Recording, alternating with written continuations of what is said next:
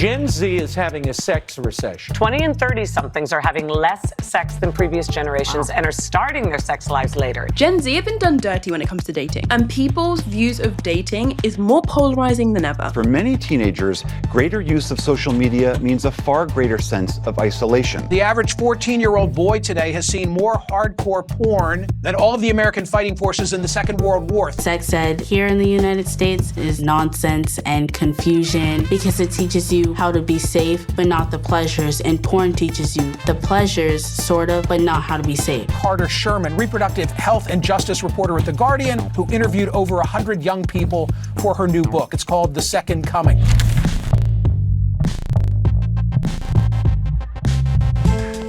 This is What Now with Trevor Noah. This episode is presented by Whole Foods Market. Eat well for less.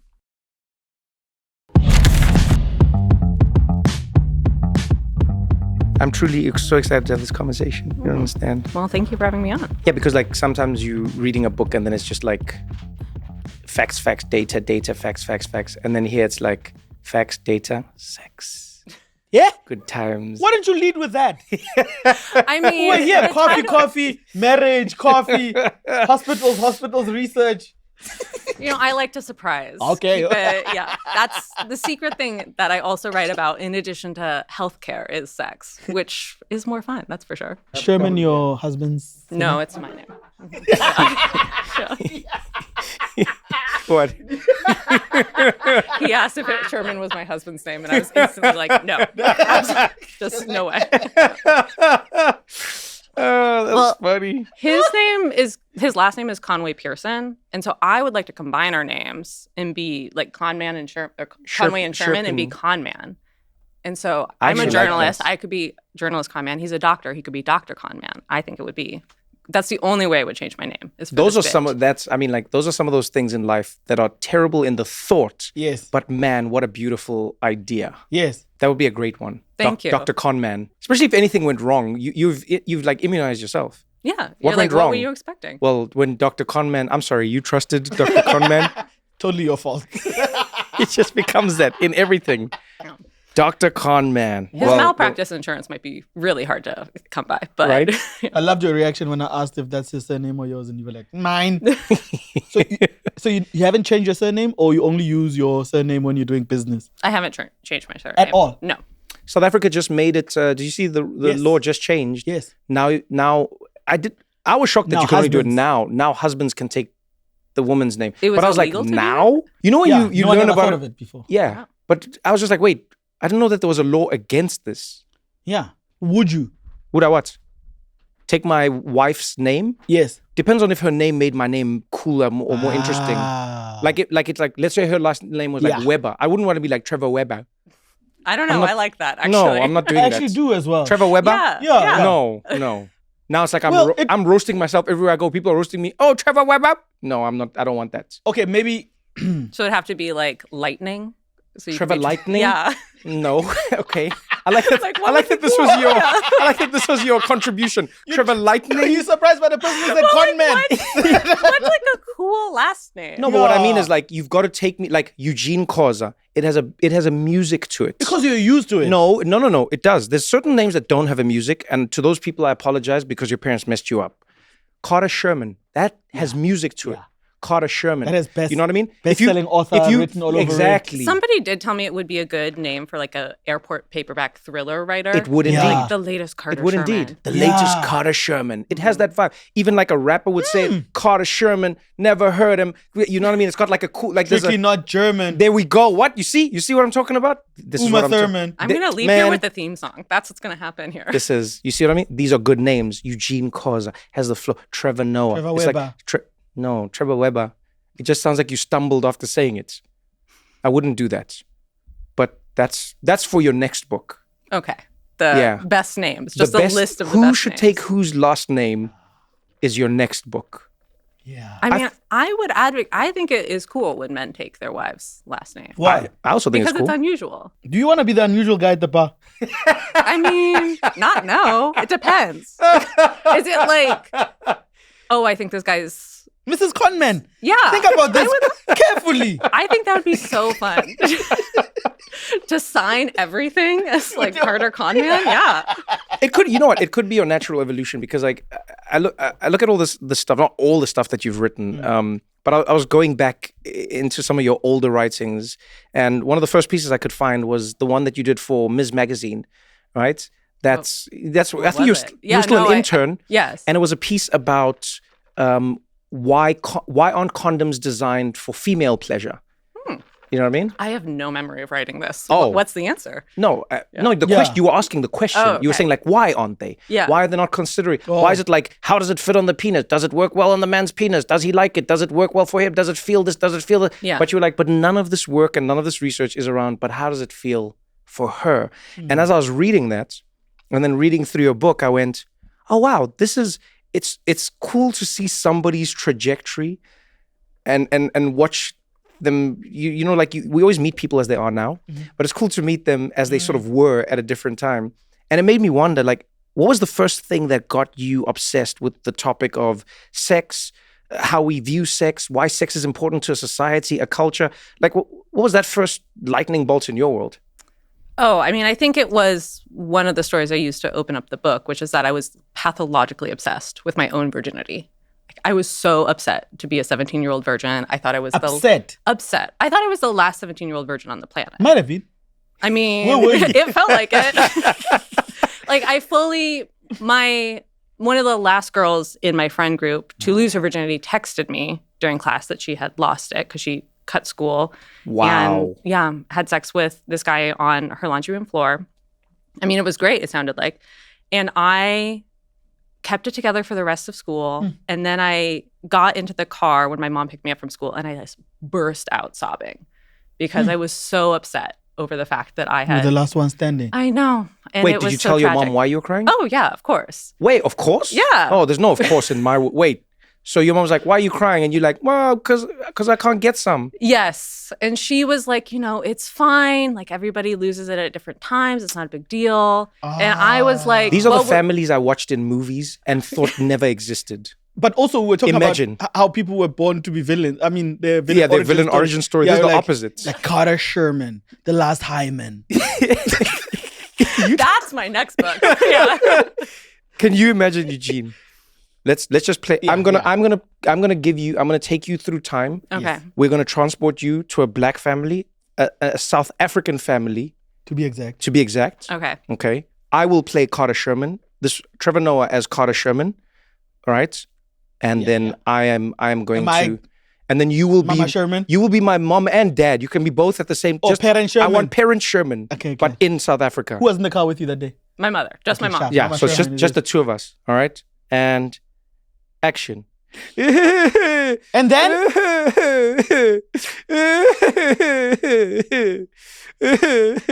You know what? If you don't stop behaving like a white girl in this car, I'm going to drop you off now. Sorry, Mom. Sorry, Mama. Sorry. It was just such a hard day, Mom. It was such a hard day. What happened? My friend texted me, Mom, and I found out that I'm the last virgin. I'm the only person who's not getting sex, Mom. What? You had a phone at school.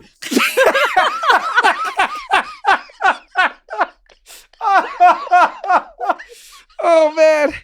Okay, wait, so your mom... Wow, she should have had that. Okay, wait, so your mom goes, don't worry, it'll happen in time. Yes. And then I was like, well, were you a virgin when you were my age? And she was like, oh, no. No. Your mom is black. What's wrong? Oh, this is amazing. Oh, wow, this is amazing. It was really, yeah. Oh, wow. She, of course, totally forgot the story because you know how parents just fully forget the experiences that shape you forever. Yeah. She forgot this, and then I was telling her the story again, when I was writing the book, and she was like, I can't believe I said that. I really should have lied. And I was like, okay, I get it. Like, you were not a virgin at 17. Cool. Thank you for that. Like, she really wanted to impress upon me. Yeah, but I feel like that story. Oh man, sorry.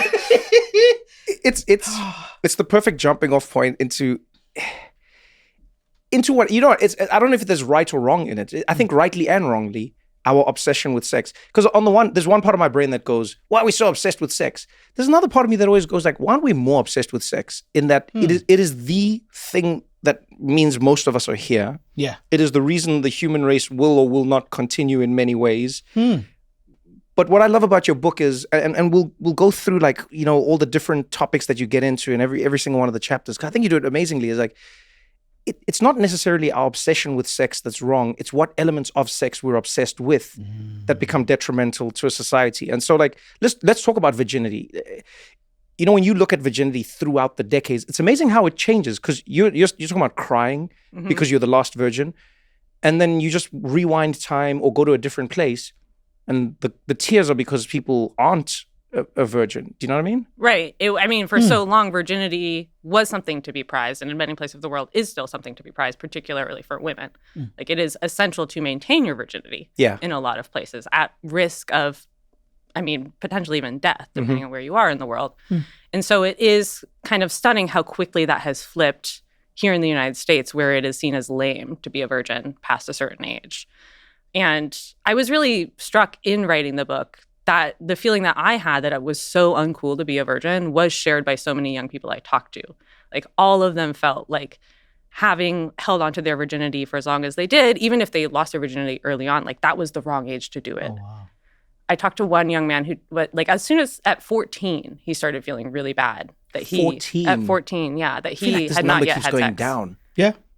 Well, but it's interesting because younger people are actually having less sex than previous generations. So these young people are telling themselves, oh, I'm so lame for not having sex, but it doesn't match the reality that like most of their peers probably aren't having sex at this point. So do you find that, are people just lying about having sex, or are they... Which one is it? If everyone thinks they're lame for not having sex, but they're having less sex than ever before.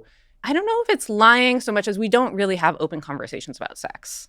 I think the extent to which we talk about sex in public is oftentimes to stigmatize sex, or when you talk about sex amongst your friends, you're oftentimes like not lying, but maybe embellishing stories or talking about like only the good stuff. Yes. Yeah. You're not really discussing the complexity of it, or maybe your own feelings about how much sex you're having, how much sex you're not having, what your last sexual experience was like. And so I think that we're not really able to have conversations that get into the nuances of sex and the role that it plays in our lives, because I think that we see sex oftentimes as something that like should be private.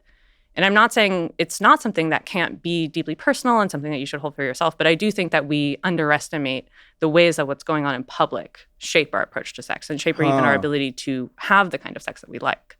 Yeah, there's some parts of the book where it feels like you're forcing us to ask the question, who is obsessed with whose sex and why, and what does it mean? Like when I was reading through it, I was thinking of going through the decades, and there's always these new moments in media where they'll be like, hookup culture, is it out of control? Is there hookup culture? What does it mean for your kids? And there's those news headlines, and then you like fast forward a few years, and they'll be like, there's a virginity recession, there's a what, and there's like they always have these like these catchphrases. Yeah, but it always focuses on young people. That's something your book really made me realize. I hadn't thought of it before, but they very seldom are talking about 50-year-olds or 40-something-year-olds or 60-year-olds even. It's always focused on a peculiar thing that is happening in and around young people's sex. Like, why do you think that is? When you researched it, what did you find? Why do we love telling young people that they're doing sex wrong? Yeah. I think that in a lot of ways, like controlling how young people have sex means you control their future. You can reset the narrative about what an American family should look like, what an American life should look like, how to be good in the United States, depending on how you condition young people to think about sex. I would also argue that there's probably some element amongst people as we get older and maybe lose some of our sex appeal that we feel like jealous. Yes. Yeah. Like we want to control these young people who are sort of like, rising up, flourishing, what have you. But I think that there is also a great political utility in telling young people how to live their lives, and in particular, making them feel certain types of ways about sex and making them afraid of certain kinds of sex. Absolutely. I feel like you've nailed it. And I guess that's why you are a great author. And well, I don't know about great author, but thank you. You're Eugene Koza. You don't forget that. Thank you, Trevor. Yeah. Thank you so much. I don't care what happens in your life. You never forget that, right? Yes, she's a great author. Yes. And you might be useless at everything, but you're still Eugene Koza. Thank you. Your name has a what Your did you say? Your name has it's a rhythm? musicality Yeah, to musicality. it. You don't forget yes. that. Yeah. Guys, I don't know what to say. I'm touched. I mean, Thank you, Eugene. thank you for seeing me, guys. We see you. You're welcome. We can all go now. We're done here. Yeah. The intervention's We're far over. from done. What was your question? My thing is, you're absolutely right. It almost feels like sex, money, religion are the only levers that parents can still use to control their children. And once they've lost one, they'll try to cling on to another because while they're still your dependent, you can tell them what car to drive, how they must do at school because you're paying. Yeah. And then you can also tell them, yeah, if you become morally corrupt by having sex, all of this goes away. Yeah. But I don't necessarily think, at least here, that it is parents that are passing on this messaging to young people, telling them that certain kinds of sex are bad or that they should be ashamed or afraid of certain kinds of sex. I think it is institutions. Like, in general, most Americans believe that it is okay to teach young people about more than abstinence in sex ed. Okay. They do accept that premarital sex is a normal part of life. They would like their young children to know, well, maybe not young children, but they would like their children to be provided with age-appropriate, medically accurate information about things like condoms and STIs and pregnancy prevention. Yeah. But what we see instead in this country is an extreme support among politicians and institutions for abstinence-only sex ed. The U.S. government has, since 2000, poured more than $2 billion into abstinence-only sex ed, which in general does not work. $2 billion? $2 billion. Into convincing people that they should not have sex? Until marriage. $2 billion? Yeah. We're in the wrong business. No? Who did I get? Did I get Trevor Noah or Trevor Weber? Well, like, what? You judged me. $2 billion. And this continues under Democratic administrations. It's not like just Republican presidents are in favor of abstinence-only sex ed. Every year, hundreds of millions of dollars are flowing to abstinence-only sex ed. What is their, like, to play devil's advocate, what is their argument for? What is their intention before I assume anything? Yeah, I mean, it's true that abstinence is the only way to totally avoid getting things like STIs or getting pregnant. But I think that is not only the message that's communicated through abstinence-only sex ed. Like, oftentimes, abstinence-only sex ed has been embedded with specific notions around, like, what a man should be or what a woman should be or what a family should look like. And so I think for many of the advocates of abstinence-only sex ed, this is about creating a kind of American family that looks a lot like the American family of the 1950s, which is to say, like, two very young people getting married, because in the 1950s, the average age of marriage dropped to an unprecedented, I think it was 20 for women and 22 for men. Wow. So it was a man and a woman get married. They have 2.5 kids. Man works. What's the woman 0.5? stays at home. The dog. I've always loved that 0.5. Yeah. But never in black families have I heard of a 0.5. Never. It's always, maybe it's like always the possibility of more children. So you you know just what I count mean? your neighbor's child. Yeah. If they have 3 and you have 2. Yeah. Then Oh, that's the 0.5. 0.5. That's the half. Okay, got it. Yeah. And I mean, implicit in this is the idea that this family is white. Because, like, this was not the reality for black families in the 1950s. This was how white families in the 1950s lived. Yeah. The white families had the 0.5. And so I think that a lot of these abstinence-only advocates, like, they're not just really talking about sex. Yeah. They're talking about a lifestyle. They're talking about a way to be, a way to be perceived. Values. They're talking about a way that they want the United States to look. Oh, damn. So when you dig into it, you know, like when I came across your work, it was around, there were all these headlines about the sex recession. That's what got me intrigued, because I'd be reading the news and then all of a sudden I'd see a headline, sex recession. I was like, what is this? And you click into it and it was like, Gen Z are not having sex. They're having less sex than ever before. The sex is going down. No sex for Gen Z. What does that mean for your children? And you'd see all these headlines. And you really, in truly one of the most brilliant ways, you break down what people are missing. Is that it's not a sex recession because, like, kids are like, oh, no sex, or I don't want sex. Or you go into the nuanced ideas in and around sex, intimacy, the responsibility, the bonds that people have. Yeah. What do you think people miss when they just go, Gen Z doesn't want to have sex? I think we take the idea of sex as being, like, good in and of itself. For whatever reason, even though there's so much shaming around sex, it's like treated as a bad thing, a knee-jerk bad thing that the sex recession is going on. Yeah.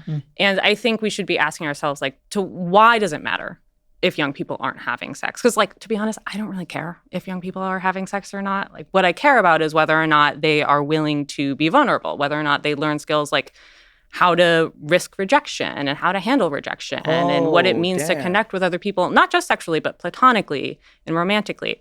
And so, like, the reason I find all these headlines about the sex recession to be very interesting is because I think we don't actually interrogate what sex is or means or the role that it plays in our lives, which goes back to this earlier question that you were asking about, like, what are we not talking about when we talk about sex? And I think that that's what we're not really talking about. And I think the way that the sex recession headline happens is it sounds really dramatic and you can't understand why people would avoid having sex because sex is kind of fun.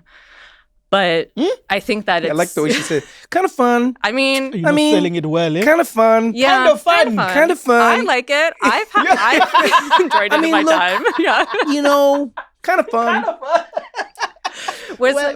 Sex is kind of fun. I'm not against it. That's a great sticker, by the way. Sex is kind of fun. It's kind of fun. It's breaking news right here. I don't know if anyone's heard. We'll be right back after this short break. This episode is presented by Whole Foods Market. Eat well for less. You know how Thanksgiving always sneaks up on you? 1 minute, you're eating leftover Halloween candy, and the next, everyone's arguing about who's making what for Thanksgiving dinner. Who are you talking to? Luckily, Whole Foods Market makes it easy to pull it all together.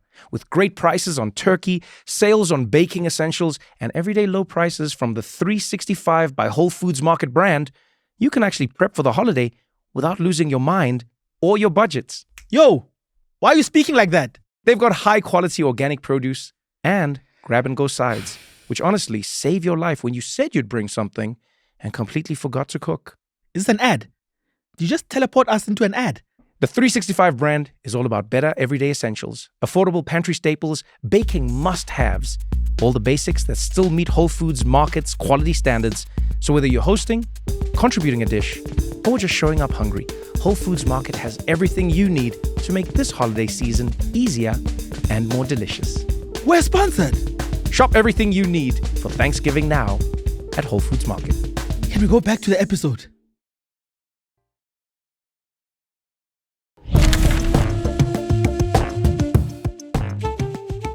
So when you talk to Gen Z, when you talk to young men, young women, you know, however people identify, like across the board, people are saying that at that age, they generally have a different relationship to sex than maybe the mainstream would think they should have.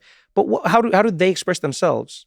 What do they say their views on sex are or aren't? What is happening from the inside? I mean, there's definitely Nothing's happening on the inside. No, that's not what I meant, Eugene. That was a great joke, but that's not what I meant. Sorry. Yes. I appreciate that. I love You're a sex welcome. pun. I want to be really clear. I don't know if the headline or the title of the book made that clear, but I mean, I think it depends on who you're talking to. Like people, these young people, I interviewed more than 100 people under 30 for the book. And so like every conversation felt really different depending on where these people had come from and what their backgrounds were and, you know, how they identified their sexual orientation or their gender. But I think what was uniform amongst these young people is they really hadn't been asked a lot of the questions that I was asking them. Yeah. They virtually all of them had sex education that they thought was incompetent. There was a lot of references to, if you've seen the movie Mean Girls, you know how Coach Carr says, like, if you have sex, you will die. A lot of people unprompted brought up that exact analogy to me and said that that's what their sex ed was like. But then beyond that, a lot of them they didn't have parents like mine. They couldn't talk to them about sex. They didn't have friends that they felt like they could speak openly about sex with. And so I think a lot of them enjoyed being able to have these in-depth conversations because each of these interviews ran like maybe 90 minutes. Yeah. And I think particularly what I found was interesting, there was kind of a gender divide that happened. Yeah. Which is that a lot of the young women and also a lot of the queer folks I interviewed, they came to the table with more to say. Okay. They had thought about it, even if they hadn't had these conversations before, whereas a lot of the young men I interviewed had not necessarily thought about or even like come to the table with things to talk about. And I thought that my theory around that is I feel like the young women and the queer people had understood that their sexual desires or their interests maybe created more friction for them because like those desires, those interests were not treated as being as important as young men's interests, young straight men's interests. Right. Whereas the young men, like it sort of took them longer to come to start thinking about some of this stuff because they hadn't really had to put as much thought into it.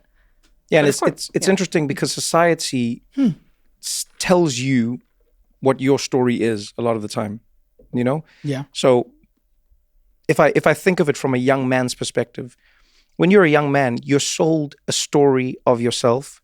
You're sold a story that tells you where you should be at a certain time, how you should be viewing sex, and you think of like, there's like the fun version, like Superbad, a movie like Superbad, or for me growing up, American Pie.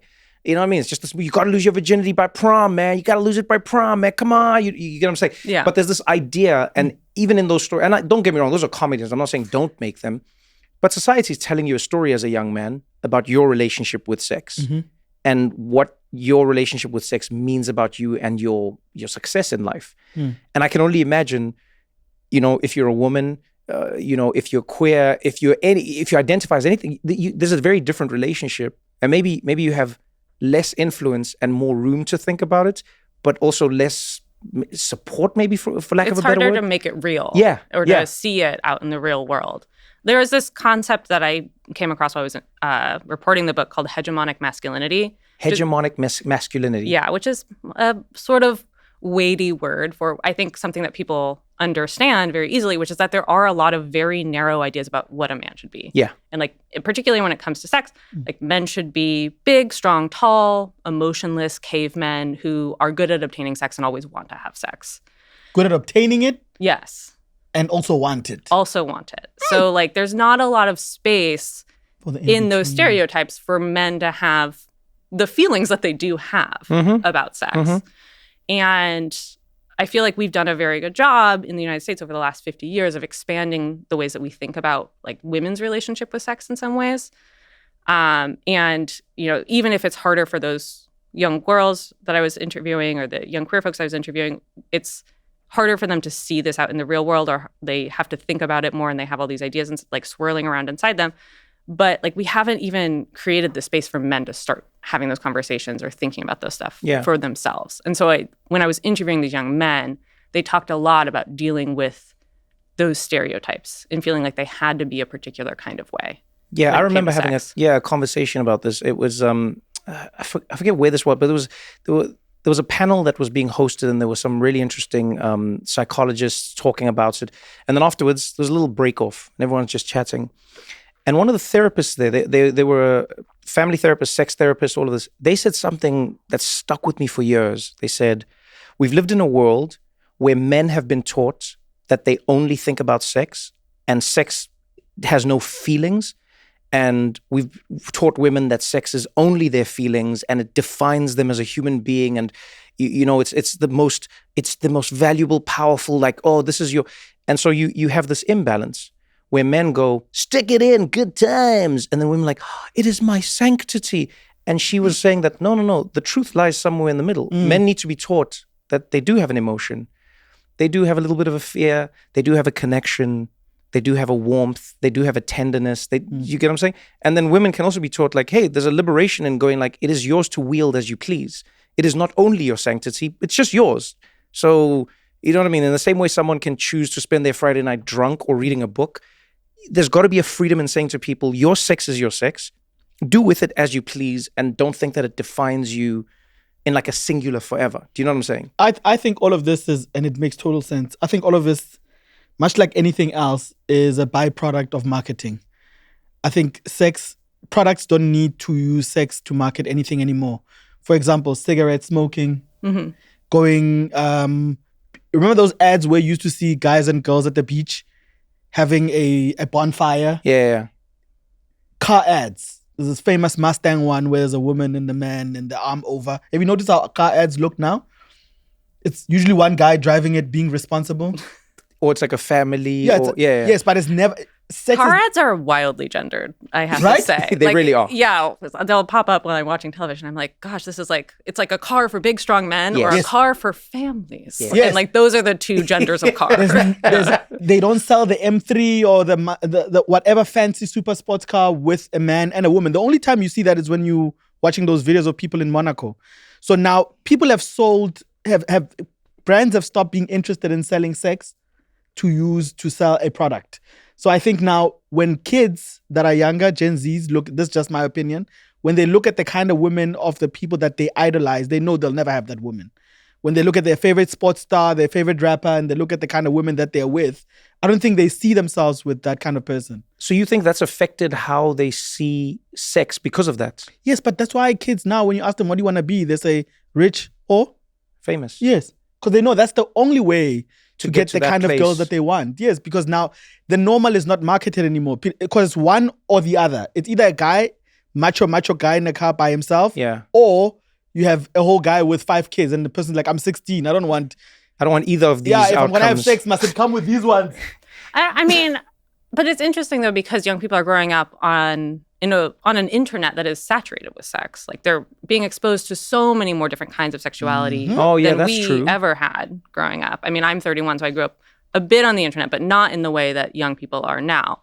And so I think that this is also sort of one of the questions that perplexes people with the sex recession. Is like, how is it possible that young people are running into like every possible kind of sex that they want, and probably a few that they don't, on the internet, and yet not having IRL sex?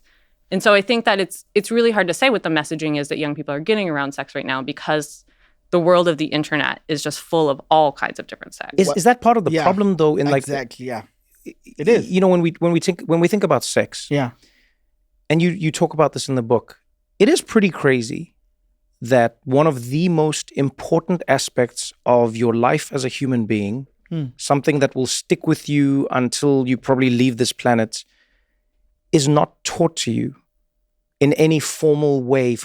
Yes, you can say there's sex ed, but you know, as you write and as we've seen, sex ed has dropped its the window that it thinks of sex through. So it tells you like the physical function of sex. This is a penis. It goes into a vagina. Yes. Hey, Baba. We're still from Africa, eh? And so, no, but I'm saying like when you think of that, what do you think that's also done to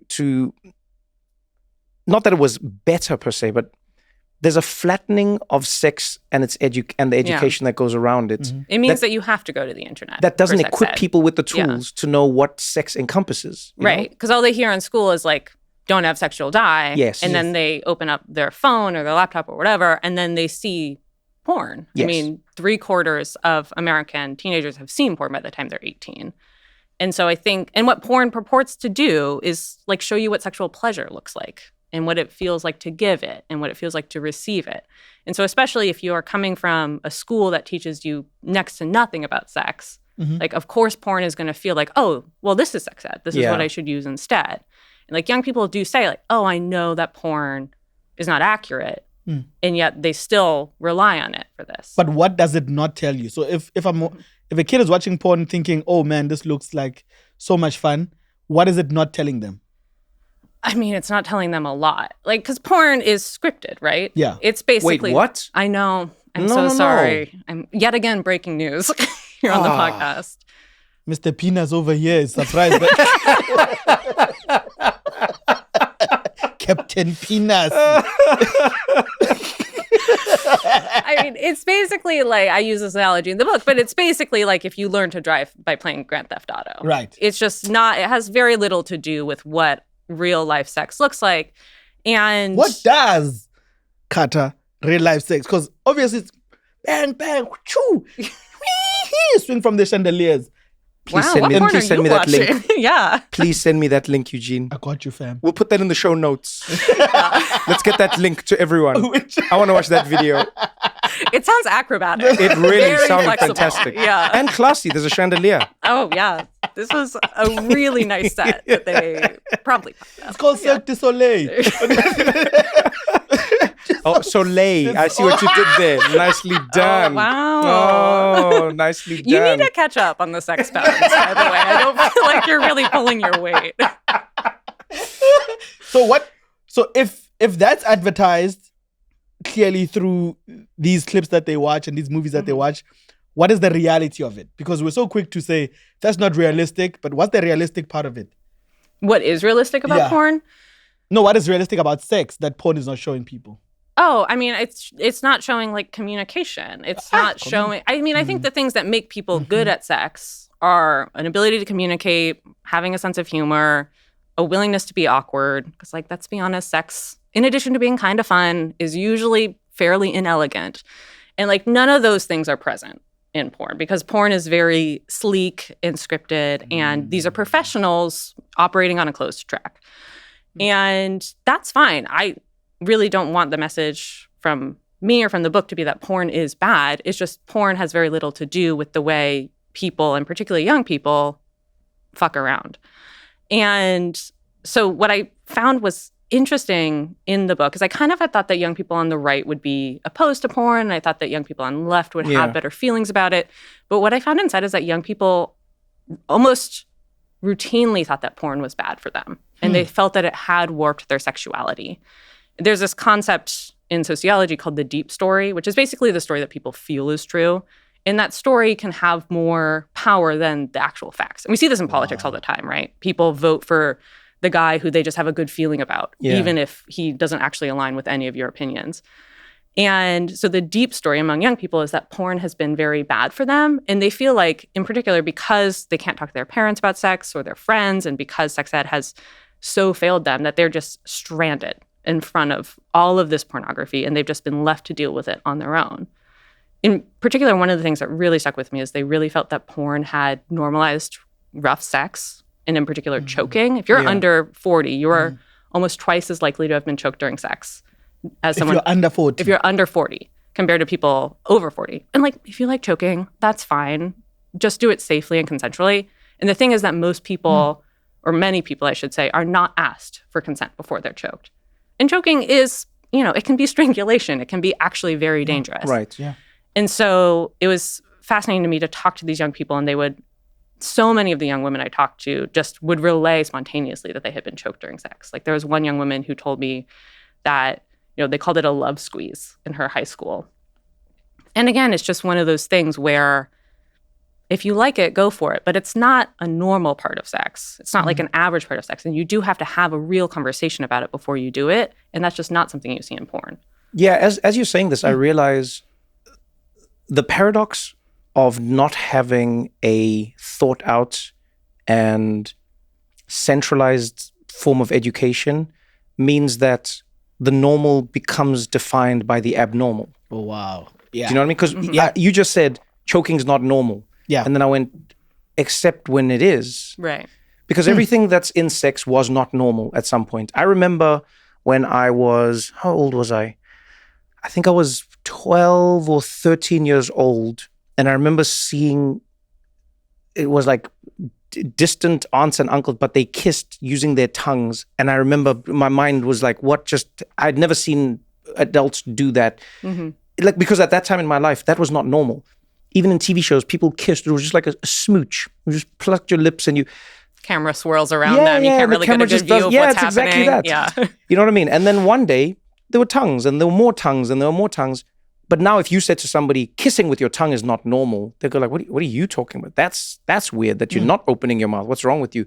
So the paradox then becomes that normal does exist, or rather like the Overton window of normal exists. But what's really wrong is how it's being defined. It's like if nobody's talking about the thing that's not happening in porn, then porn becomes the only teacher in essence. You know what I mean? Well, the thing is, they're also like, they're not even really talking about it either, right? Oh, yeah, like, silence. Silence is it's just like, $2 billion to be happening. quiet. Yes, exactly. And so they're not even talking about it, and it's going on behind closed doors. And, there's been like, I was reading stories and studies where like women would talk about having a guy, without asking, use his belt around their neck. Uses what? His belt. His belt. Yes. Oh, geez. Or like a necklace to choke her. And it's like, these are things that can be dangerous. Yeah. And if you like it, do it safely, do Right. it consensually, again. But we're not really, as the internet has shown us more and more different kinds of sex and maybe help normalize more and more different kinds of sex education has receded as a resource that people can find in institutions. I also think there's almost an amplification effect that can happen with algorithms and social media. Because you're saying this, and I'm thinking about all the videos young men see where women are mocking them for the type of boring sex they have. Do you know what I mean? It's not abnormal to see like young men going, oh yeah, like you still out here. Like you'll see these videos, and I'm not blaming those people. You make whatever video you want to make, but you'll see some of these videos where they'll be like, oh yeah, when he still wants to hug you before da-da-da, and like it's like a little TikTok, and it is funny. But I can also imagine being a young man and going, oh man, I guess I've got to know this stuff. Because if I don't know it, do I know sex? And do I want to be mocked? And do I want to be teased? And do I want to be, to rewind to back in my day? But I remember in high school how boys, and obviously I wasn't spending all the time with the girls, but how boys particularly were mocked if they didn't like seem to know things. And back then it was much less sex-based, but it was still, do you know how to do that? Do you know how to finger somebody? And it was like, And it's like, if you don't know, exactly like that, Eugene. See, I taught you well. So, but it was. This podcast is not sex ed. I just want to be really clear. You said $1 billion. You had us there. Yeah, you had us there. $2 billion. Yeah. $2 billion. You, We're coming for that billion. Yeah. We're doing our best here. But no, it's. Do you see what I mean? The conundrum is, Yeah. it's like Well, you're in a world where it's as you so eloquently say, you've got women who are saying, oh man, this is my experience of the men and what they're doing. And I also go, yeah, there's a world where the men are going, this is my experience of what I've been told a woman likes. And because I don't meet a woman until I'm having sex with her, I don't know actually what the thing is. And I don't want to get there and then not know what the thing is. And you don't want to be the fumbling guy. And then what? So to your point, because the original sin is committed by not having the education, everyone is now bumping. It's the blind leading the blind. Well, it also, it goes back to what we're talking about with like these stereotypes of masculinity, where it's this idea that men have to know everything about sex and should be good at sex. And like, there's no room for men to ask questions, including of their partner, which is the person they should be directing these questions at, because it's seen as not being cool, including oftentimes by women. It's not like, oh, men are just telling men to be this way. There's a lot of messaging from all kinds of areas, including from women at men, to tell them to be a particular kind of way when it comes to sex. Yeah. And I should say, one of the things I wanted to do in the book was also explain, like, porn is not a monolith. Yeah. And a lot of the young women I talked to, the kind of porn that they liked wasn't video porn. It was something like erotica or fan fiction or romance novels, which oftentimes can also feature rough sex. But because they also had this idea of like rough sex from those forms of pornography, like they brought that to the table as well. And so if these young men are watching video porn where rough sex is being normalized, and these women are reading porn where rough sex is being normalized, the story that young women were telling me and the story that young men were telling me and the sort of deep story among young people was like, that's how rough sex becomes just treated as just another kind of sex and not something you need to have a conversation about. I should also say, I do want to say, we actually don't really know what porn does to us. Like, the science on porn is incredibly muddied. It's very hard to find a control group these days of people who haven't seen internet porn. Oh, geez. Yeah, that's a good point. So, to the extent that this is the story that's being told, I find that valuable and I find that interesting, but we don't actually know from a scientific perspective exactly what is happening to us and our sex lives because of the proliferation of internet porn. I think from just listening to you and the research that you've done, the people that you've spoken to, I think the whole entire world is missing a big part of what sex education should be. Instead of sex health education, they should focus more on sex mental health education. Oh, Their damn. ability to connect or disconnect should the act not go right. Because I feel like a lot of men, young men who grew up to be men and how they view relationships, it's usually having to prove yourself. And then finally, when the act is done, you realize you don't have to be someone that you are not all along because, again, of the romanticization of relationships and the end goal being sex. And on the other end, it's now that we've done it, let's talk. Yeah. Well, advocates of comprehensive sex, I would say, like, healthy relationship education is also a part of sex ed. Oh, yeah. Healthy relationship. Yeah, like how to talk about your relationships, your feelings, the sex you want to be having. Like, that could also be a part of sex ed. And honestly, the first time someone said that to me, I was like, my mind has been blown. But because I thought I had pretty good sex ed. Like my sex ed, I'm from Seattle, Washington, which is a very liberal place. And it talked about STIs and it talked about condoms and it talked about pregnancy prevention. But it did do its best to pathologize sex. Like they had us watch a video of, I think this woman was giving birth to a 16-pound baby, which is huge. It's large. Damn. Yeah. What's the point of that video other than to make me afraid? Traumatize you. Big baby's day out. Well, I would love to track down the woman from that video and be like, what's up? Why did you participate in this? That's one way to learn. Yeah, and it didn't include, like, they made sex seem scary, even if they were trying to provide me with the resources, much more so than other schools do. And they didn't talk about, like, and here's how to talk to your partner, or here's how to talk to someone you might be interested in, about not only sex, but about just the relationship. Is part of this because parents are also saying, I don't want my kids learning about sex? Because you see that happening more and more in America. And I mean, but it flares up all over the world at different times. Parents will say, no. Hey, you don't know. You don't tell my kid anything.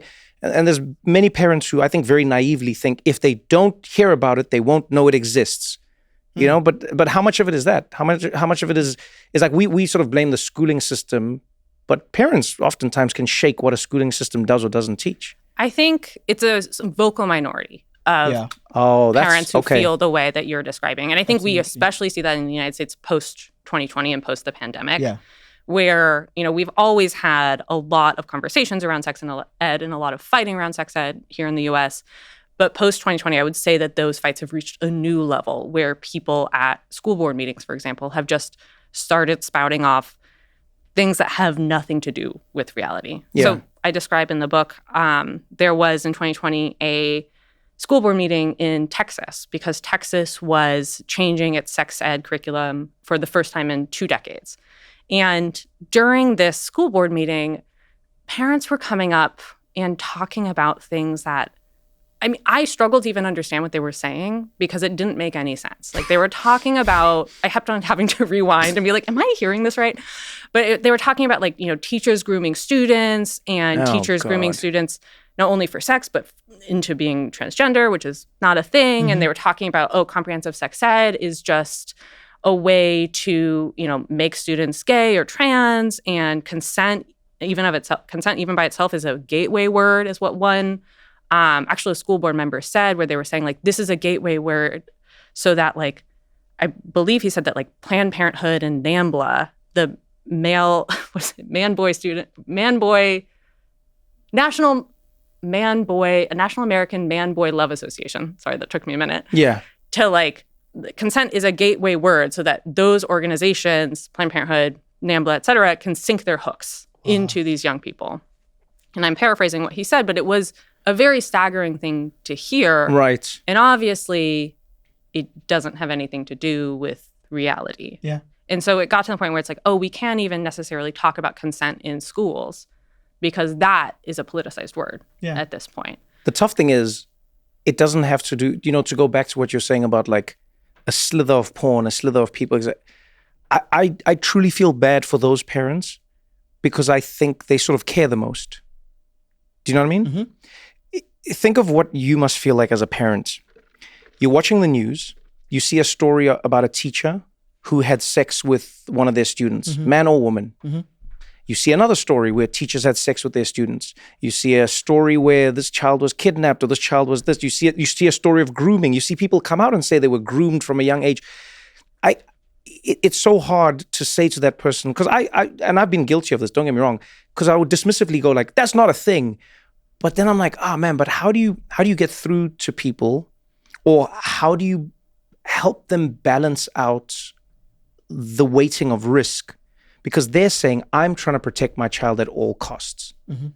And then you want to go, yes, but what cost is too great? At what point are you not protecting the child? You know? Because it is a tough one, because there are teachers who've molested kids. There are kids who, you know what I mean? It's this. I mean, the world is a scary place, and schools are a scary place. Yeah, but see, it's funny. I don't think the world is a scary place in that way. No, genuinely, and I don't mean this like facetiously. I just think the world feels scarier when you know everything that is happening in it at the same time.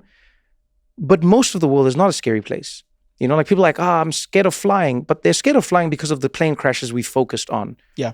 But there's no news story about planes that land. Yeah. They just aren't, you know, and Yeah. and we do this with everything. And I'm not saying we shouldn't focus on those things, Right. but the human brain is very difficult at understanding how much or how little to focus on something, depending on how much it's been told to us. Accurately gauging risk. Yeah, it's you know. Well, I think also during the pandemic in particular, you know, people were trapped at home on their Yeah, computers, yeah. looking constantly at bad news, and conspiracy theories I proliferated. thought you said bad nudes. Oh, well, I was like, some I've of had that those too. during the Yeah. pandemic. Trapped with bad news. I was like, hey, man, I've had. There's nothing worse than lockdown with bad news. Lockdown on itself. And I'm like, I know the stores are run out of razors now. Let's talk about social media, because you talk about what you call the fuckability trap. Huh? You know, hey. Carter. I'm sorry. Yes. Yeah, genala. Oh, okay. I didn't realize that was approval. Thank you. Yeah. That. What is it again? The fuckability trap. I mean, I have to credit fuckability is not my concept. It's a concept of this philosopher whose name I'm definitely going to mispronounce. Yeah. It's Amia Sarvassian. I'm so sorry. So sorry if I'm mispronouncing that. But she is a philosopher who talks about basically fuckability as sexual desire as constructed by our politics. Right. Wow. Which is the idea that, like, you know, how can we differentiate the ways that, like, racism and sexism and all other kinds of isms affect which bodies are seen as most desirable? So that's the definition of the fuckability trap. I don't know where you're going with the actual question. but the trap that you were talking about, and you see this is where I get stuck, because it's so complicated and layered. You talk about social media and how we're given these signals. We're shown these signals. Post a picture of yourself, you know, just sitting in a park drinking your coffee, get a few likes. Post the same picture in a bikini, likes go up. Go back to a picture of you reading a book, a few likes. Bikini, likes go up. And am I reading in the bikini in this case? Yeah. Cut. I mean, that's good Can we have balance. a serious conversation here? I mean, look, everybody wants to be smart and hot. Like, that's the goal. That is the goal. Yeah. Can I tell you, we need to normalize that, by I'm the so way. jealous of that line because I wish I had it. No, but it's true, You can though. steal it. It can be Okay. yours. But no, I like this, because I feel like we make it seem like it has to be one or the other. Yes. We make it seem like, we also make it seem like it shouldn't, like, exist. And maybe that goes into this conversation. But like, what did you notice in how social media has played a role in how we define ourselves and portray ourselves in society in and around sex? I think it is exactly what you're talking about with the bikini photos and the ways that those are valued more. So there was one young man I was talking to, and I appreciated that he said this, where he was talking about, you know, if he might see a girl that he likes on Instagram, he might keep scrolling and see another girl he likes, but she'll be in a bikini. And he's like, well, I'm probably going to like her more. Like, he's going to be more into her. And that's, I think, this thing that people have internalized, which is that they understand their sexual value and how to convey it online, because they're constantly getting feedback in the form of likes and matches and follower accounts, and they can quantify what makes them appear to be sexually desirable to other people. Yeah, appear to be being the key phrase. Right. And I think for young people who grow up constantly having that kind of feedback loop, it leads to a kind of self-objectification where they don't think about their bodies and what their bodies can do for them. They think about what their bodies look like and how other people think about their bodies. And that feeling is linked to all kinds of negative outcomes, like eating disorders or low self-esteem, or even potentially people having less sex, because, you know, if sex is another occasion for you to be judged and found wanting, you're not going to do it. If you feel like your body is perfect, has to look perfect in order to get naked, you're probably just not going to get naked. Yeah, I think about when I was young, we thought the worst thing, you know, when society was talking about this, the worst thing was the magazines have very perfect bodies and perfect people. Yes. What does this mean to you? And we thought that that's the worst it could get. But now you're on the cover of your own magazine and no one's buying your magazine. Yeah. Do you know what I mean? Like, what does that And do you can to see you? it now. Yeah. That would be devastating. But that's what's happening. Think about it. Yeah, it is. Because before, you could go like, oh, that's a supermodel. And I'm not that, and that's the beauty standard. But the judgment wasn't about you. You knew what people were aspiring to. And you knew where you were maybe in relation to it, but it wasn't about you. But now it's completely about you. Because now you've put your magazine right next to somebody else's magazine online, and then a little button tells you how your magazine stacks up against somebody else's. And so now it's not just an aspirational thing that you cannot reach. It's a realistic one. Yeah. You see it here. Right here and right now. Do you know what I mean? Yeah. Yeah. And, also young people have been given many more tools to make themselves appear more attractive. Ah, damn. Like, there was one young woman I was talking to who was talking about, she posts on TikTok a lot, and she took somebody else's filter, and she didn't realize that the filter had made her cheeks look slimmer. And when she accidentally removed the filter, she realized, I don't like my face this way. I don't like the way my face actually looks. I liked it with the filter more. Yeah. She catfished herself. Yeah, I mean, kind of. And she was saying, that's a terrible feeling. Yeah. Like looking at your own face and being disappointed by it. And so not only are you, you're given all the tools to change how your body looks on social media, can't really change your body in the same way without a lot more money and probably some surgery in real life. And so you're, again, just constantly being compared and contrasted and falling short. Could that be one of the things? I don't know. I haven't done any research in this field, but could that be one of the factors? If people are living in a world where they're able to augment themselves so perfectly online, could it prevent them from interacting in real life? Because you to what you just said, the catfishing of it all. I know how I look online. I don't want to show up in person because I can't do anything. There's no filter. I can't match it. Yeah. I can't match it. And so if I stay online, I never get disappointed.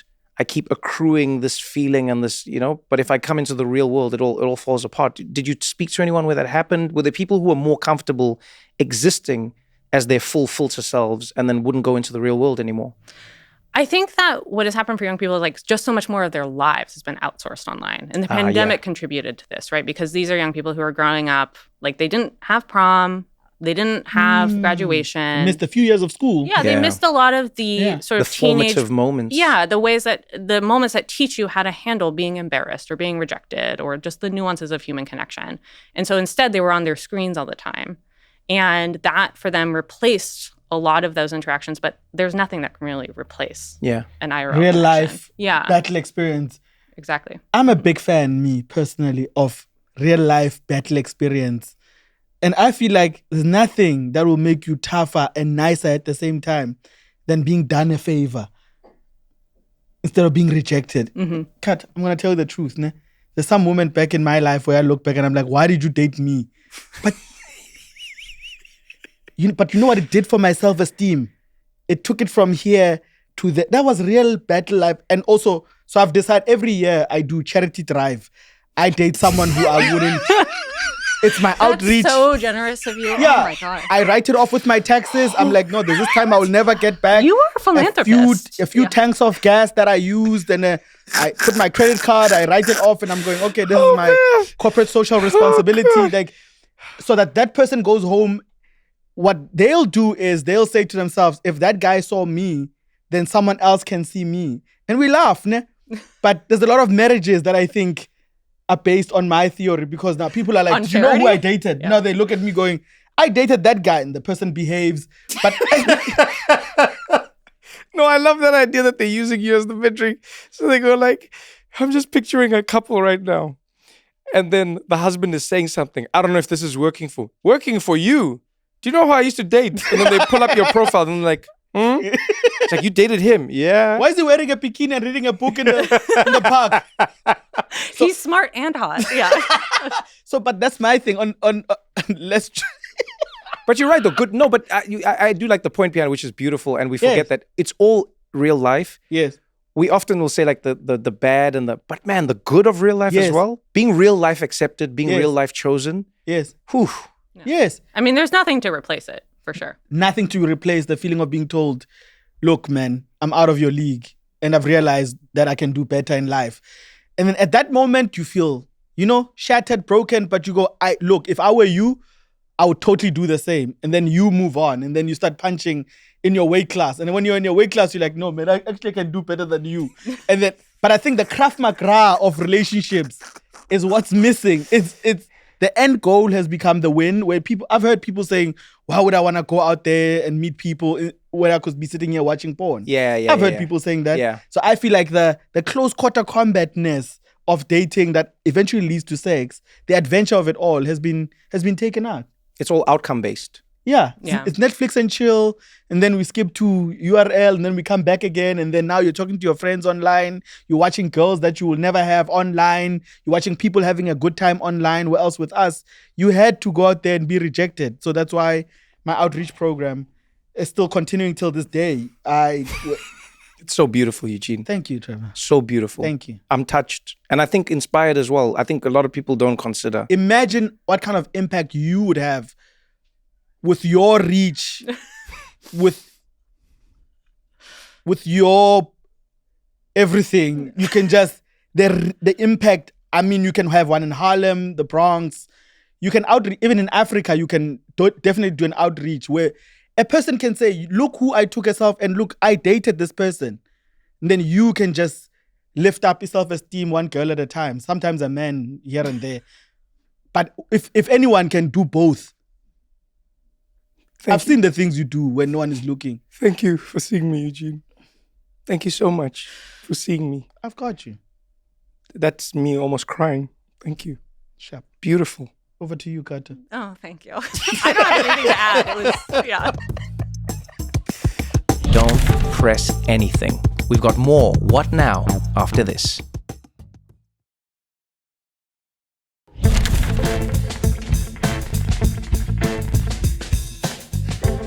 Let's talk about sexting. Throughout time, the way humans have expressed their sexuality has constantly evolved and changed. And you spend a section in the book talking about like how people see sexting and what it should be and how they communicate their sexuality to each other. What would you say has been the biggest change for like Gen Z from what a previous generation might have considered what's appropriate, not appropriate, what they're doing or not doing? Has there been a shift? I mean, it might be sexting. Yeah. I think that, when I was growing up, my parents were always like, everything you put online, be prepared for the New York Times to publish on its front page. Oh, which, wow. I know, really puts the fear of the New York Times into you. But now I think like everybody sends nudes. Yeah. And that's just how it is. And I think that there is a much more generational acceptance that like, yeah, probably, depending on the future of American democracy, if we end up having a younger president, that president will probably have nudes out there. And that's just how it is. And so I don't think that like sexting is an inherently bad thing. I think it gets stigmatized a lot of the time because it's new and because it's lewd. Yeah. But one day it could be the norm. Ask not what pictures your president can send to you. Ask what pictures you can send to your president.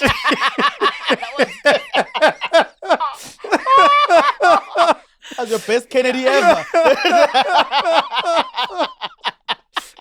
He even did Kennedy with a bad radio speaker. Kennedy's like, I never started like that. I mean, look, if any president got a lot of nudes, it was probably Kennedy. Let's be honest. Touche. Yeah. I knew you had it in you. Thank you. But yeah, and I think that we just, like porn, treat sexting as a monolith and treat it as a bad thing. And the thing is, though, that in so doing, similar to how we pathologize sex through sex ed, we make it impossible for people to handle it when something does go wrong. We don't create avenues for people to be able to seek accountability or to even feel better about themselves when their nudes are leaked or shared, oftentimes without their consent. And that kind of stuff happens all the time. And we just blame those people for having sent out the nudes instead of recognizing everybody sends nudes. And actually leaking somebody else's nudes without their consent is a violation. But to your point, the difficulty, and I think this is something we struggle with in society across the board. We love flipping between binaries, and we think the equilibrium gets reached when we go to the opposite end of a spectrum, but it doesn't, So people will go, oh, this is unequal, and let's switch to the complete opposite. Now it's like, no, now it's an unequal the other way, And I remember, I think of... Goes from exclusive to super inclusive. Yeah, and it's like, but if you think of the... Nelson Mandela, for instance, a lot of people wondered why he said, he was like, I do not seek the oppression of black people. I do not seek the oppression of white people. I do not... And people are like, why is he saying that? Because he was like, I want to be crystal clear with you. I'm fighting for equality. I'm not fighting for a role reversal. And sometimes people miss that. And I think when you're saying that, to go back to what your parents said, that is one of the dichotomies that we also face in this world. One half of sending nudes and your nudes getting leaked is not your fault because somebody leaked your nudes. Yes. One half is your fault because you've sent nudes. Now, I'm not saying you deserve it. Please don't get me wrong. I'm not saying that. Yeah. But I'm saying there's like, we don't want to live in a world where there's nuance. We don't want to live in a world where there's gray. But I think it's important for us to say to each other and to the parents and to also go like, hey, please know, you are making it more likely that a nude can be. I'm not saying it's good if it happens to you, and I'm not saying you deserve it, and I'm saying it should. But just understand that there's a risk that you're taking. But on the other hand, even if that risk, if you are a victim of that, I'm not going to now blame you. Yes. But understand like the complicated ramifications of this thing, you know? Yeah. I mean, I think in the flipping from one side to the other, like it's a rejection of reality. Yes. Because reality is always in the middle. Yes. And so we can't actually acknowledge or grapple with the nuances of reality if we're constantly moving from one extreme to the other. Oh, I like that actually. I'd even say it's the language that people use to not make that a crime. People call it revenge porn. You're like, no. Porn is an industry, it's a business with actors, with willing participants, with incentives. Someone leaking your nudes is not revenge porn. Yeah. Yeah, it's not porn at all. Because it was never porn in that way. At all. Yeah. So I think the wording around it gives these tech companies plausible deniability because once they get dragged into what they allow someone else to do as a proxy of someone else's willingness, then they'll be in trouble, right? Well, there's advocates now would say instead of using revenge porn, we should use terms like non-consensual image abuse or there you go. Yeah, you nailed it. Yeah, and acknowledge, yes, to your point, like porn is an industry. People participate in it for money. It's their job. Like someone whose nudes leaks, that is not them agreeing to be a performer. That is them being victimized. Yeah, it's a completely different thing. And now we've made it seem like they're part of an industry that they're not. Yeah. How do we expand that into the world of dealing with sex and the way we think about it? You know, you talk in the book about college campuses and how there's this swing that goes back and forth in how college campuses have dealt and then are now dealing with sex that is consensual or non-consensual or somewhere in this gray area on campus. What have you found has happened in the past few years? I think in general, college campuses are oftentimes treated as like ground zero for all of the kinds of battles that we're having in American life. Like right now, for example, there's a lot of discussion around free speech on college campuses and what we should do there. But one of the things that I was looking at in the book is Title IX. And Title IX is the federal civil rights law that protects against sex discrimination in education. And it has become a political football over how we should be treating sex and rape on college campuses, which is to say, like under the Obama administration, its powers were, I don't want to say expanded, but maybe more illuminated to the extent that you could use Title IX to combat sexual harassment and sexual abuse. And that sparked a huge backlash from the right that said that, this was overreach by the Obama administration. And, for example, they took specific aim at the standard of proof that the Obama administration said that should be used in adjudicating these kinds of cases. And so then when the Trump administration came in, they changed a lot of the rules around Title IX, and they rewrote them to, for example, make it that you have to have like in-person hearings around these kinds of things where both the survivor, the alleged survivor, and the alleged perpetrator have to be there. And this, amongst other changes, made it, as one activist told me, basically Title IX became unusable for survivors. It just did not became a kangaroo court. I mean, they basically, the Trump administration said that you guys made Title IX a kangaroo court first, and then we're fixing it. We're going the opposite direction. Right. And then, so like basically it's now, at this point, the Biden administration rolled in. They again rewrote the rules of Title IX.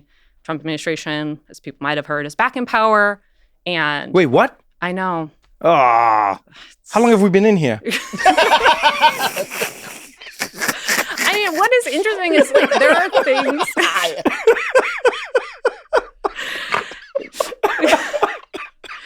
There are things in the book that I predicted would change under a Trump administration, and Title IX was one of them. But I did not predict the speed at which a lot of this stuff would change. Oh, yeah, okay. So like in between, I mean, writing a book takes time. In between turning in the final draft and the book actually coming out, some of the stuff that I predicted would happen over the course of a 4-year Trump administration happened more or less immediately.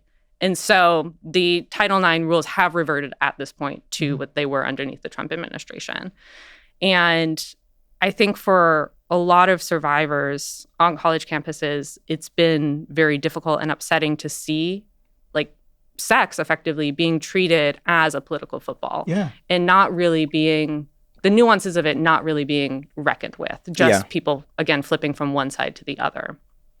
And, you know, I think we have to think about like, what is a college campus? Like a college campus is where people go and learn about the world. And if they're being taught at that age that maybe there are not consequences for sexual abuse, for sexual harassment, for rape, like what does that say for the rest of their lives? Rape is one of the number one reasons that women leave college campuses. Damn. No way. And so when that happens, we're creating a situation where women are less able to flourish. They're not able to get the education, they're not able to get the jobs, they're not able to ultimately have as much of a public voice. And so we create like a snowball effect here when we don't take sexual abuse and harassment on college campuses seriously in all kinds of ways. It's also, I always feel like it's also a little disingenuous to deal with the people who are dealing with the ramifications of a system without thinking of the system itself. Like one of the biggest ones that throws me in my daily life is I'll think about like drunk driving. I always think it's confusing that if you sign a contract and you are inebriated, most courts would argue that you did not have the capacity to sign that contract. Let's say you were drunk at the time, so you couldn't agree. Altered state. You were in an altered state. If somebody drives drunk and they crash their car into people, they are prosecuted fully because the law says they made a decision to drive drunk. But I'm like, but that same law in another instance says you did not have the capacity to make a decision. Do you know what I mean? And it's these small paradoxes that are complicated, and that's what law needs to get into. That's what I think law was fundamentally meant to be about, is trying to understand the complicated nuances in a society, provide clarity as to how to deal with them on a case-by-case basis. But the messiness of the system isn't dealt with. Like, whenever these college things came up, I would see them have all these conversations, but very seldom would I see colleges say, what do we think about how we allow alcohol on a campus? Do you know what I mean? And I'm not saying that that is the cause, but I'm going, you cannot separate a conversation about sex and young people from alcohol. But you're just going to talk about the people and not the environment that the people are in and how they're consuming the alcohol and then what then happens. And you with me? 100%. And sometimes I think it's such a short-sighted and small approach that you may end up swinging back and forth the whole time, because you just go, oh yeah, one administration goes, it's the guys who are the problem. Then now it's the girls who are the problem. Then it goes, it's just going to keep going back and forth. And the institutions never actually have to ask themselves, wait, what environments are we creating? To your point, in educating, they do those campus tours. They tell you about the morals of the camp. This is what it's like to be a student here. This is where you should go for this. I feel like even on that level, colleges should say, hey, we're going to teach you about sex on campus. This is part of your onboarding. Yeah. This is not sex also in life, but we're going to talk about sex in a college setting. We're going to talk to people about sex. We're going to talk to you about shame. We're going to talk to you about pleasure. We're going to talk to you. But these things are all part of sex itself. And if we don't, we're just going to be living in a world where everyone is coming in with like their own little manual that was written by porn or their friends or their parents or a random school teacher that taught them nothing. And then we wonder why there's so many breakdowns in that world. Do you get what I'm saying? Yeah. I mean, I do think colleges do try to some extent. Like, I remember on my college campus, we did get a talk about how to handle sex, how to handle drinking. And the thing is, like, I still didn't really know that Title IX existed until my senior year. Oh, got it.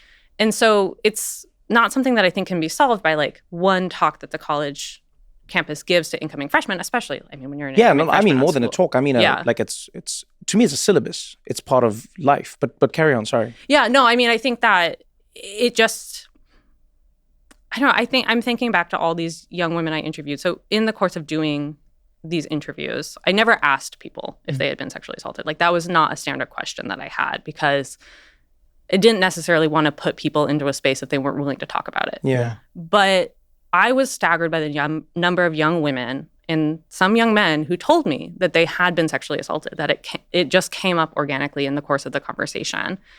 And to me, I feel like we are just simply not at a place where we are dealing with this or thinking about this at the scale that it's occurring. Right. I did ask young people, can you tell me about a cultural or social or political event that shaped your approach to sex? And almost all of them said Me Too.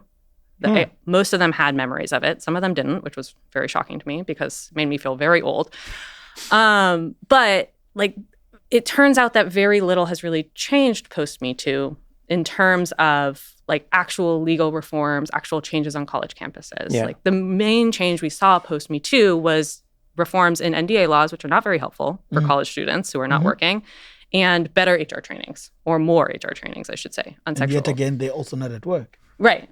And so we really, I think, have a resistance to having any of these kinds of conversations about the system or about how the system can be improved or what the law should do or what even like we should talk about as terms of culture. Like, is the law always the best mechanism for dealing with the aftermath of sexual assault? That's a great question, actually. Like, not everybody actually wants to go through the legal system. Yeah. I can tell you, I was sexually assaulted in college. I never thought about going to the cops because it was me and him alone in a room. And like, I knew that it was my word against his and it wasn't going to end well. And incarceration is also not necessarily the same thing as justice. And so I felt like what became very clear to me is in talking to these young people is like, there is just a resounding failure across the board to take sexual assault and sexual abuse and its aftermath seriously. Yeah. And like maybe Title IX, we at least need to be talking about Title IX as more than a political football in this environment. It can't just be something that Democrats and Republicans use to wield against each other to prove that you're attacking men, you're attacking women. It has to be something that we actually have real conversations about as a law or as like the beginning of a foundation for cultural change. It's a noble thought, but I can't. I can't. No, fair enough. Yeah, I can't help but think to myself: is that a possibility, like ever in our evolution as humans? Because you can go back and read. I mean, like ancient texts. And it's shocking to find like the Greeks and the whatever, like on a legal level, talking about morality and what is and isn't permissible and what a pervert is. And, it feels like it's always going to be politicized. It's always going to be political because to what you said in the beginning of the conversation, there's a power attached to it. And it's also it's the perfect tool to define where morality lies in a society. You think of law or... No, but like how we view sex and the even beyond the laws around it itself, but the how we view it. You think of colonial writing that the savages, the way they have sex and the savage sex and it's such a powerful tool to define where the norm exists and where the other starts. And I actually wonder, because you do write quite a lot about this, I actually wonder how much you think we can learn from societies or peoples who have been pushed to the fringes of society, because I often find that they do a lot of work in defining sex in a way that like mainstream doesn't. You know what I mean? Like I remember in and around the Me Too movement, I learned more from the BDSM communities that came up online. Everyone was like, but how would we know? And then BDSM people were like, so this is what we do. This is because we have been choking. We have been whipping. Right. We have been. And I was ignorant to it. I couldn't believe that people who were in those communities had checklists and had very, like tender and interesting guidelines on how to go about this. And so I wonder what you learned about what we could learn by engaging with groups or communities who have generally been pushed out to the fringes. I mean, a lot. I think that a lot of these groups, BDSM is a great example. And I'm paraphrasing somebody else who said this, a philosopher at Yale who's talked about BDSM needs hierarchy into an erotic resource through consent. Wow. And so you can use consent to take, all of these different hierarchies in society and like work with them and make them a part of your sexual play and your pleasure. And the fact of the matter is like, I don't think that we should necessarily be aiming at abolishing hierarchies or that, because I just don't think it's necessarily possible. Right. But I do think that there are a lot of communities that have thought a lot about like, how do we take the world as it is and figure out a way to wring pleasure out of this? I was really inspired in doing these interviews by the number of young people I spoke with who were interested in activism around sex. I talked with a lot of young people who were fighting against sexual assault, who were fighting for abortion rights, against abortion rights, who were fighting for LGBTQ plus rights. And there was one young woman who I talk about in the book, Zoe, who actually, she had been sexually assaulted and she had also had her nudes leaked multiple times. And it was devastating for her. It was profoundly difficult for her to pick herself up again after that. But she got involved in pleasure advocacy on campus and became really invested in sex ed. And she got to a point where, she is interested in sending nudes to her now boyfriend. And so the answer isn't necessarily, never send nudes again. You've been hurt by it. It's to create a framework for yourself where you can say, okay, I recognize the risks. Like maybe my nudes will get leaked again. Maybe this boyfriend who I love so much will betray me. But if I go into these situations knowing the risks, I will feel more empowered than I did in a previous situation that I was in. And I found that those kinds of stories to be very inspiring because, people do pick themselves up and go on after these circumstances. And they do think about new frameworks for themselves that make them feel comfortable as opposed to just rejecting the thing that had hurt them in the past. I don't want to probe into your past, so please feel free to not share, but I'd love to know what you would have thought justice would have looked like in your story, because you say you weren't comfortable in going to the police, but you wanted something to happen. But you said an interesting phrase after that. You said you don't necessarily think that incarceration would have been the right solution. So when you look back on that, and again, like I say, we can move on, but like, what do you think justice would have looked like for you? I think an apology would have actually done a lot. Yeah. Like it actually, I wouldn't have really needed, frankly, that much. And I should say that I wasn't raped. I describe it in the book, but it basically became like, he wanted a blowjob. I didn't want to give him one. We had like a physical tussle over it. And I ultimately was able to effectively push him out of my apartment. And so maybe if someone had like a different kind of assault, it was just a different person, they would have wanted more. But I would have felt that if he had acknowledged what had happened as something that had hurt me and said, I'm sorry that I did that, that would have been enough for me. And, this is something that gets talked about in the concept of restorative justice, which I bring up a little bit in the book, which is that you can have, if you have conversations and create a safe space for conversations, I think people don't necessarily realize that, like, there's actually a wide variety of outcomes that some people would accept that are not just punitive. Yes. But we don't create the space for those kinds of outcomes. We don't create the possibility for envisioning a world where it's like, it's not necessarily the law that's going to solve all of this stuff for us. Yeah, in a world where the law has now become responsible for handling all of communities' conversations, like every aspect of a conversation that should be held in a community, everything becomes legal. Do you know what I mean? And that's like one of the things that you see. It's really big in America, but it's expanding to the rest of the world as well, where people have lost or misunderstand the value of, as you said, I'm sorry. Yeah. Or the value of, do you acknowledge the thing that happened to me? The value of, and because of the business side of it, which you talk about all the time, there isn't really value in the other one. There's no money in the sorry side, but there's money in the legal side. You know what I mean? There's money in the punitive side. You put the person away in jail, there's money to be made somewhere. But there's no money in connecting human beings on a restorative part. So that's like it's a beautiful way to think of it. Thank you for sharing that. Yeah, I think in the most softer side of it, which is the one extreme, which is an emotionally unavailable boyfriend for a woman, is, again, the battleground is a female body. And on the extreme side of it, which is assault and rape, is still the female body. And on the other end of it, there can only be one perpetrator because they come from one gender. So even the innocent parties feel like one step could get me in a wrong place. So I think young people are not having sex because they don't like the human connection. I think they're scared. Women are scared for what might happen to them. Men are scared of what they might do because they don't know much.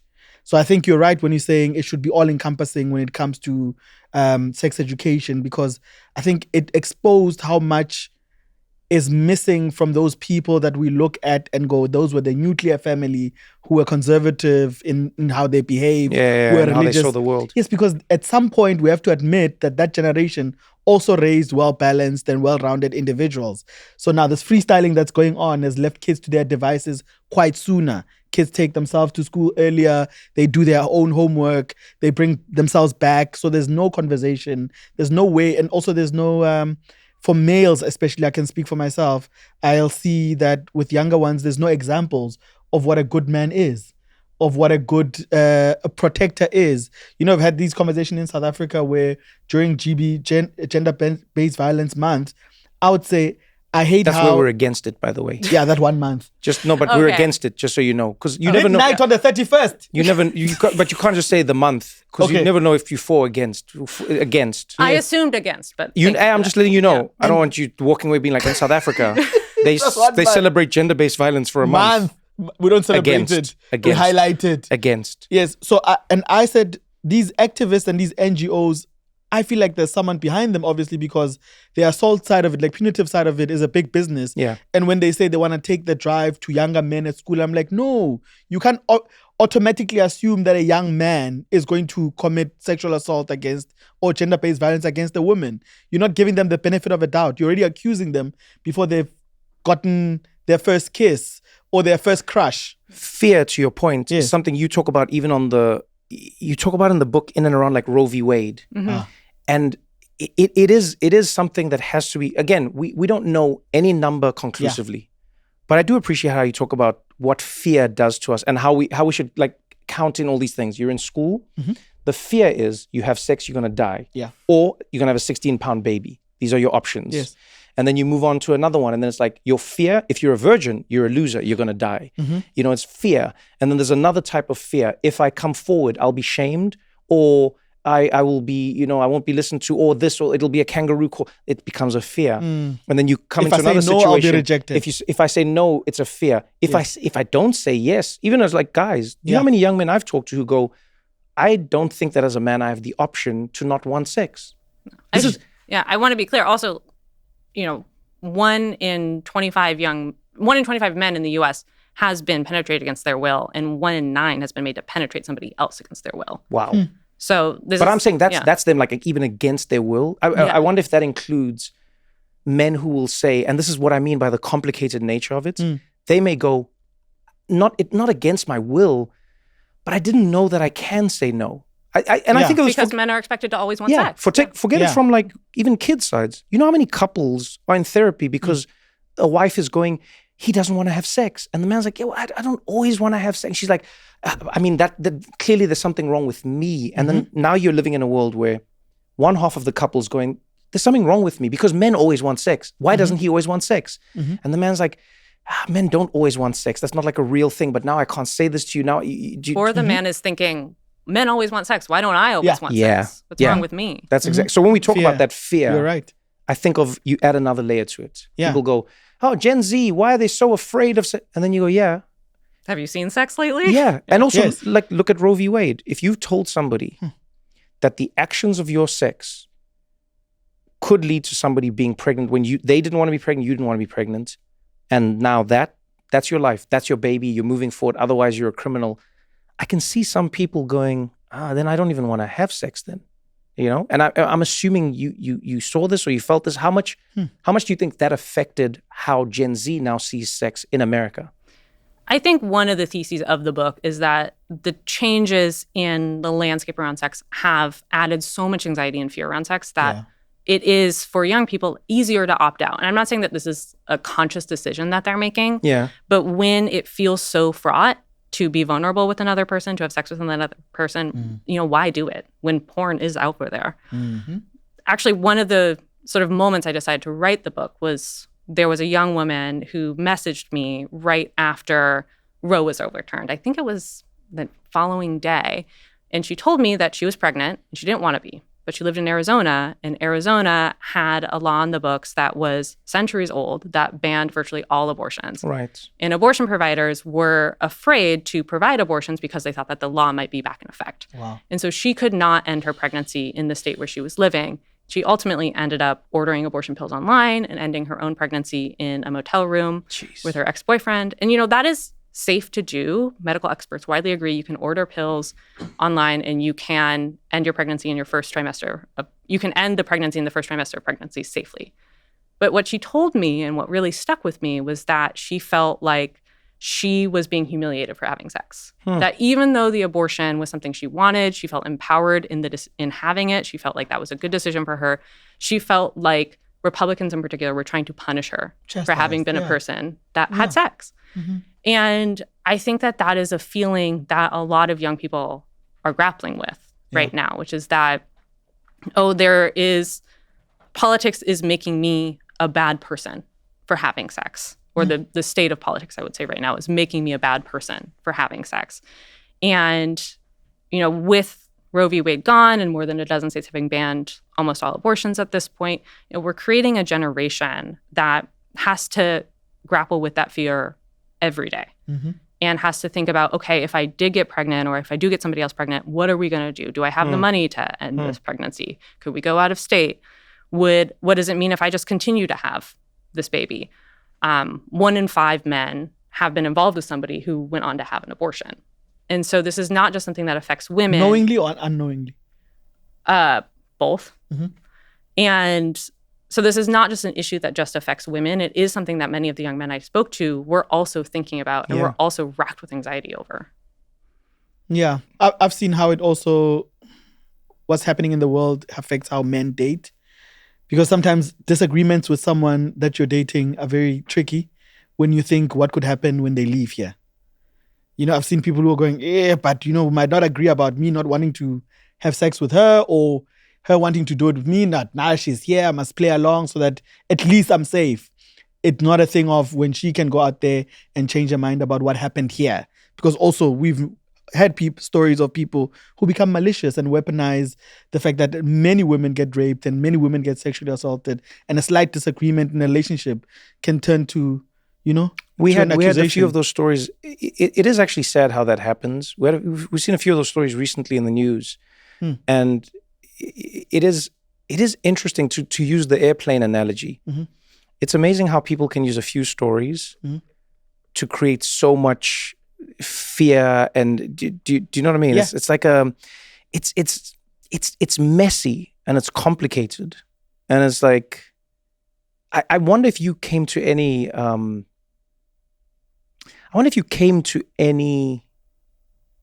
light at the end of a tunnel. And not that this is a morbid thing, by the way, but like listen, like to what Eugene is saying now, I agree with completely. Do you know what I'm saying? Think about like some of the conversations we've had on this podcast in different episodes. You have a healthcare industry that does something that's pretty good for people with their kidneys, dialysis, and then there's a few companies who come in and go, this is how we can use this to make money, and it hurts people. In the same instance here, some people can use the laws in their favor to hurt somebody. Women can use a law to hurt men. Men have been using the law in their favor to hurt women for, decades and decades. But where's is there a hope in all of this? Or is it just us always grappling with the messiness that is never contained? I mean, I think grappling with the messiness can be something that is a hopeful process. Because I think the messiness of sex is what makes it interesting. What makes it kind of fun. And I think that we shouldn't try to make sex something that is black or white or that is very strictly one thing or the other. Like, I think we should try to look at sex in the landscape of its messiness and enjoy that. And I think one of the things that did give me hope was the extent to which young people were trying to do that. And I think because these young people have grown up seeing Roe get overturned, seeing Me Too break out, dealing with a profoundly turbulent political environment, I think they understood a lot earlier than, say, I did, that sex has political dimensions. And that no matter what we do, sex will always have those political dimensions and that political valence. And they said to themselves in many instances, okay, given that that is true, what can I do in my community to change those dimensions and make sex be something that I don't have to be afraid of, or that my friends don't have to be afraid of? Yeah.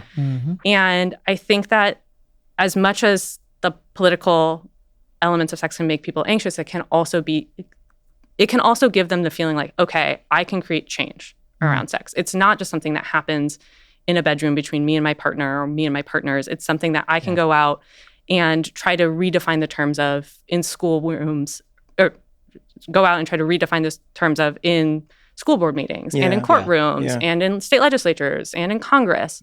Like, it is possible to change as opposed to thinking that sex is just this dirty thing that we can never, ever seek to make better. 100%. I think what's tricky about sex is it's both a want and a need at the same time. Oh, damn. So it makes people, very confused about where to draw the line. So, yeah. Yeah, I never thought of it like that. You see what I did there? So these things happen often in this podcast. Where, I'll take it to the top. Then we get stuck there.